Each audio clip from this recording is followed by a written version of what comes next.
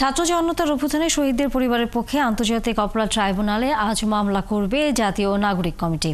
বৈষম্য বিরোধী ছাত্র আন্দোলনের সময় ছাত্র জনতার উপর হামলা ও নিহতের ঘটনায় এ মামলা করা হবে বলে এক বিজ্ঞপ্তিতে জানিয়েছে নাগরিক কমিটি।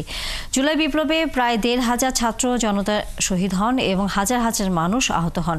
গুরুতর আহত হয়ে এখনও অনেকেই ভর্তি আছেন হাসপাতালে। এসব হত্যাকাণ্ডের বিচার দাবিতে এবার আন্তর্জাতিক অপরাধ ট্রাইব্যুনালে মামলা করবে জাতীয় নাগরিক কমিটি। এছাড়া এদিন কমিটিতে অন্তর্ভুক্ত নতুন সদস্যদের পরিচয় করে দেওয়া হবে।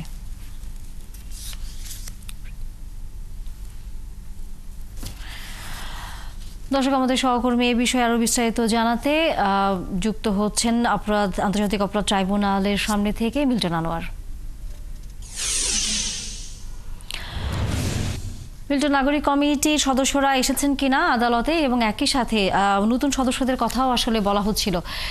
নতুন সদস্য হিসেবে আসলে কাদেরকে অন্তর্ভুক্ত করা হচ্ছে, নাকি এটি সকলের জন্য উন্মুক্ত রেখেছে নাগরিক কমিটি?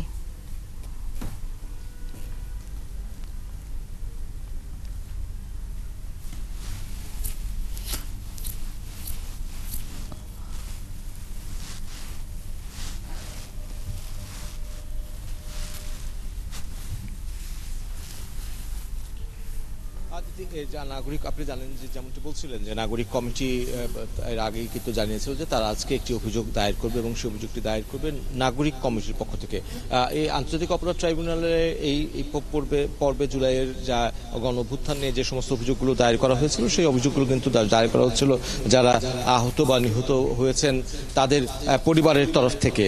কিন্তু এই প্রথম আমরা দেখছি যে নাগরিক কমিটি এই প্রথম একটি অভিযোগ দাঁড় করাচ্ছে। এবং এই নাগরিক কমিটি আপনি জানেন যে যারা এই অভ্যুত্থানে পেছন থেকে নেতৃত্ব দিয়েছেন তারা এই এবং আপনি দেখছেন যে তারা অনেকেই এসেছেন নাগরিক কমিটির আহ্বায়ক এবং তাদের সদস্য সচিব সহ কমিটির অপরাধ